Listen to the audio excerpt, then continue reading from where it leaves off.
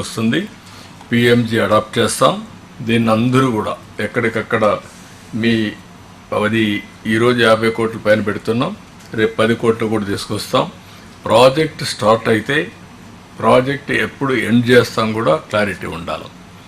There are agencies, అలాంటి మంచి agencies select చేసుకోవడం, అనుకున్న టైం బౌండ్ ప్రకారం చేయడం, ఎక్కడా లిటిగేషన్ లేకుండా, ఇంటర్ డిపార్ట్మెంట్ కోఆర్డినేషన్ ఉన్నా, ల్యాండ్ ఎక్వేషన్ ప్రాబ్లమ్స్ ఉన్నా, లేకుంటే లిటిగేషన్స్ ఉన్నా, ఇవన్నీ పరిష్కారం చేయాల్సిన అవసరం ఉంది. WhatsApp governance is a reality.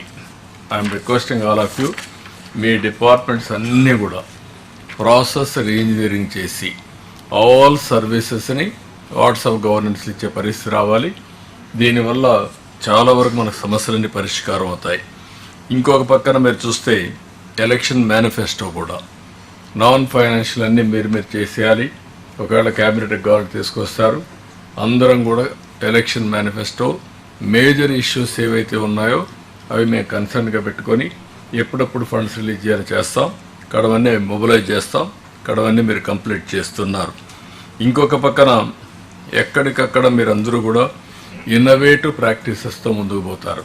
మళ్ళీ చెప్తున్నా, డబ్బులు లేవని పందిలిపేయడం కాదు. You have to find a solution, you have to find a innovative idea.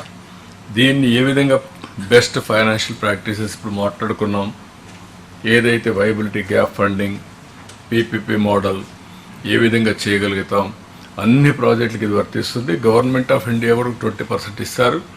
వాళ్ళు ఇవ్వకపోయినా మనం పెట్టుకుంటాం. దీని ప్రకారం మీరు ముందుకు పోవాల్సిన అవసరం ఉంది. ఇంకొక పక్కన మీరు చూసినప్పుడు స్వర్ణ ఆంధ్రప్రదేశ్ డాక్యుమెంట్ ప్రకారం అన్ని డిపార్ట్మెంట్ క్లారిటీ ఇచ్చాం. 5 years క్లారిటీ ఇస్తున్నాం. ఈ ఇయర్ క్లారిటీ వచ్చింది. మీరు ఒక స్పష్టమైన నిర్దిష్టమైనటువంటి టార్గెట్స్తో ముందుకు పోవాల్సిన అవసరం ఉంది. ఇవన్నీ రావాలంటే మీరందరికి కూడా కొంచెం ఫీల్డ్ ఎక్స్పీరియన్స్ కూడా ఉండాలి, ఫీడ్బ్యాక్ కూడా ఉండాలి. అప్పుడప్పుడు ఫీల్డ్కి పోతే చాలా వరకు ఒక ఇన్ఫర్మేషన్ వస్తుంది. అందుకే నేను ఒకటి ప్రపోజ్ చేస్తున్నా, మేము ఎటు పోతూ ఉంటాం నెలకు 4-5 రోజులు, కానీ మీరు కూడా అప్పుడప్పుడు వెళ్ళాలి. కనీసం ఏప్రిల్లో ఆల్ ఆఫీసర్స్, గ్రూప్ 1 ఆఫీసర్స్ మొదలుకొని ఆల్ ఇండియా సర్వీస్ అందరూ కూడా ఒక 2 రోజులు 3 రోజులు విలేజ్లో ఉంటే చాలా కొత్త విషయాలు తెలుస్తాయి. ఇప్పుడు విలేజ్లు కూడా ఇన్నోవేటివ్గా తయారైనాయి, టౌన్స్ కంటే బెటర్గా ఉన్నాయి. ఎందుకంటే ఇన్ఫ్రాస్ట్రక్చర్ బెటర్గా ఉంది, వాతావరణం బెటర్గా ఉంది, మీకు కూడా ఫస్ట్ హ్యాండ్ ఇన్ఫర్మేషన్ వస్తుంది. దానిపైన ప్లానింగ్ చాలా వరకు మీకు ఒక అవగాహన వస్తుంది. Will work it out. CS గారు కూర్చొని మాట్లాడి దానిపైన ఒక ఐడియా ఇస్తారు.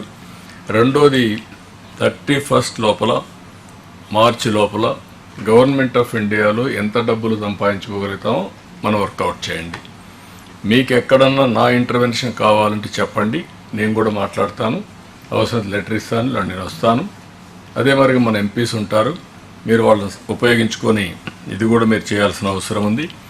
రెండోది నెక్స్ట్ ఇయర్ కూడా ఏవే ఫండ్స్ ఉన్నాయి, ఏ ఇన్నోవేటివ్ ప్రోగ్రామ్స్ పెట్టారు.